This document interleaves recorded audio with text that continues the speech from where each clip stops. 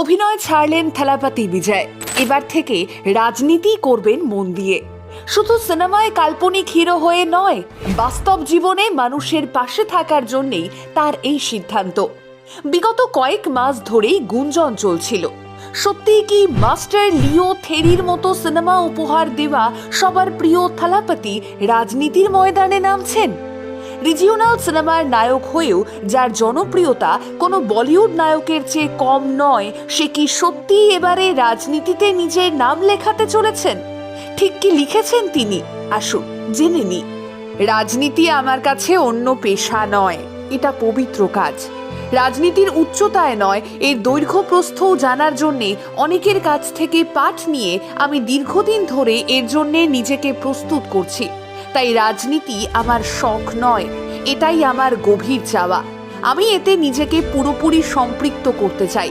আমার পক্ষ থেকে আমি যে সিনেমার জন্য প্রতিশ্রুতি দিয়েছি সেটা পূরণ করব, দলীয় কাজে হস্তক্ষেপ না করে এবং জনগণের সেবার জন্য রাজনীতিতে পুরোপুরি জড়িত। আমি এটাকে তামিলনাড়ুর জনগণের প্রতি কৃতজ্ঞতা হিসেবে বিবেচনা করি। সিনেমা থেকে রাজনীতিতে পা রাখার ঘটনা নতুন কিছু নয় দক্ষিণ ভারতের ইতিহাসে, বরং বলা চলে ভারতবর্ষের ইতিহাসে দক্ষিণের রাজনীতিতেই প্রথম এই প্রচলন দেখা গিয়েছে। সে বলিউডের অমিতাভ বচ্চন হোক কিংবা এই সময়ের বাংলার সুপারস্টার দেব। অভিনয়ের পাশাপাশি রাজনীতিতে অনেকেই পা রেখেছেন। কেউ সফল হয়েছেন, আবার কেউ ব্যর্থ হয়েই ফিরে গিয়েছেন সিনেমাতেই।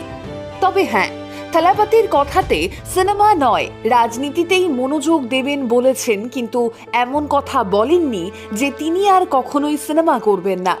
বিজয়ের ফ্যান ক্লাব একটি প্রতিষ্ঠানও বটে। দীর্ঘ বহু বছর ধরে তারা গরিব মানুষদের জন্য কাজ করে যাচ্ছে। খাবার, জামা কাপড়, চিকিৎসা এই সবটা দিয়েই অসহায় মানুষগুলোর পাশে থাকেন বিজয়ের অনুরাগীরা। আর বিজয় ওতপ্রোতভাবে জড়িত এই কাজের সঙ্গে। সিনেমা থেকে পাওয়া পারিশ্রমিকের অনেকটা অংশই বিজয় খরচ করেন এই প্রতিষ্ঠান চালাতে। রাজনীতিতে পাকাপাকিভাবে আসার আগেই নানানভাবে সমাজসেবামূলক কাজের সঙ্গে যুক্ত থেকেছেন থালাপতি বিজয়।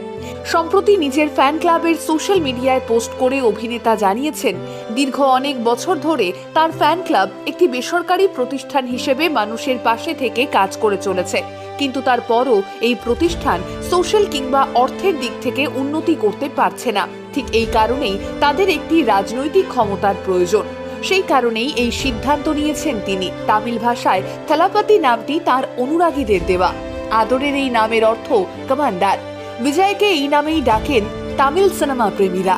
আর এবারে বাস্তবেই কমান্ডার হয়ে ঝাঁ চকচকে রূপলি পর্দা ছেড়ে পুরোপুরি মানুষের সেবায় নিজেকে নিয়োজিত করতে চলেছেন তিনি।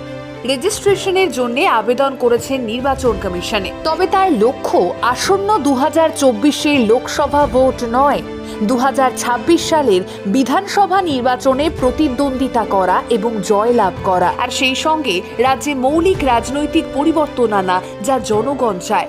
বিজয়ের কথায়, রাজনীতি একটি পেশা নয়, বরং রাজনীতি পবিত্র জনসেবা। দলের নাম রেখেছেন তামিলাগা ভেট্রি কাজাগাম, যার অর্থ তামিলনাড়ু বিজয় দল। যেই দলের কাজ হবে সব থেকে মানুষের জন্য কিছু করা। বিজয় জানিয়েছেন, তিনি এমন একটি সরকার গড়তে চান যেটি হবে দুর্নীতিমুক্ত, ধর্মনিরপেক্ষ এবং প্রগতিশীল। তিনি বর্তমানে চলতে থাকা রাজনীতির অবসান করতে চান, যা ধর্মীয় বৈষম্য, বর্ণ বিভাজন এবং দুর্নীতির ভিত্তিতে চলে। থালাপতি বিজয় ভারতের সর্বোচ্চ পারিশ্রমিক নেওয়া অভিনেতাদের মধ্যে একজন। এক দুবার নয়, তিনি 7 বার ফোর্বস ইন্ডিয়ার সেলিব্রিটি 100-এর তালিকায় স্থান পেয়েছেন।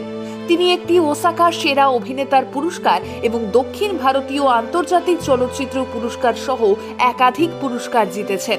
মূলত তামিল ছবিতেই অভিনয় করেন বিজয়, তবে তামিলনাড়ুর বাইরেও গোটা দেশেই তিনি অসম্ভব জনপ্রিয়। রাজনীতিতে অভিনেতার যোগ দেওয়ার খবরে একদিকে যেমন খুশি তার অনুরাগীরা, অন্যদিকে অনেকেরই আবার মন খারাপ। কারণ তাদের মতে কাজের চাপে এবার থেকে হয়তো আগের মতো নিয়মমাফিক বড় পর্দায় দেখতে পাবেন না তাদের প্রিয় নায়ক থালাপতি বিজয়কে। শোনা যাচ্ছে থালাপতি 69 ছবির পরই রাজনীতিতে যোগ দেবেন অভিনেতা। তবে এক্ষেত্রে কিন্তু আমাদের বাংলার সুপারস্টার দেবকে এগিয়ে রাখতেই হবে। 2014 সালে প্রথমবার নির্বাচনে পা রেখেই সফলতা পেয়েছেন। সেই সময় অনেকেই তাকে সমালোচনা করে বলেছিলেন তার কেরিয়ার এবারে শেষ, দুদিক সামলানো মুশকিল হবে দেবের। কিন্তু দেব সমস্ত সমালোচনাকে পেছনে ফেলে পরপর দুবার লোকসভা ভোটে জয়ী হয়েছেন। পাশাপাশি অভিনেতা এবং প্রযোজক হিসেবেও সফলতার চূড়ায় পৌঁছে দিয়েছেন নিজেকে।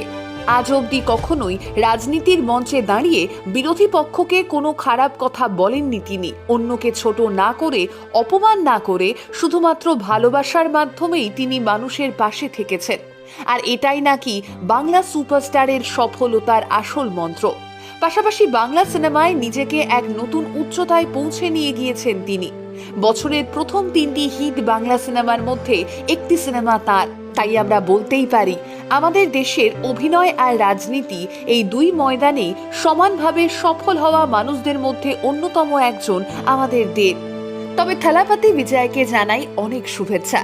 আপনি আপনার অজস্র অনুরাগীদের সাথে করে যে আশা বা স্বপ্ন নিয়ে রাজনীতির ময়দানে নামছেন, তা যদি সত্যি সত্যি বাস্তবে আপনি করে দেখাতে পারেন, তাহলে আমরাই একজন ভালো সৎ রাজনৈতিক ব্যক্তিত্ব পাবো আগামীতে। থালাপতি বিজয়ের রাজনীতিতে পা রাখা নিয়ে আপনাদের কোনো মতামত থাকলে অবশ্যই কমেন্ট করে জানাবেন।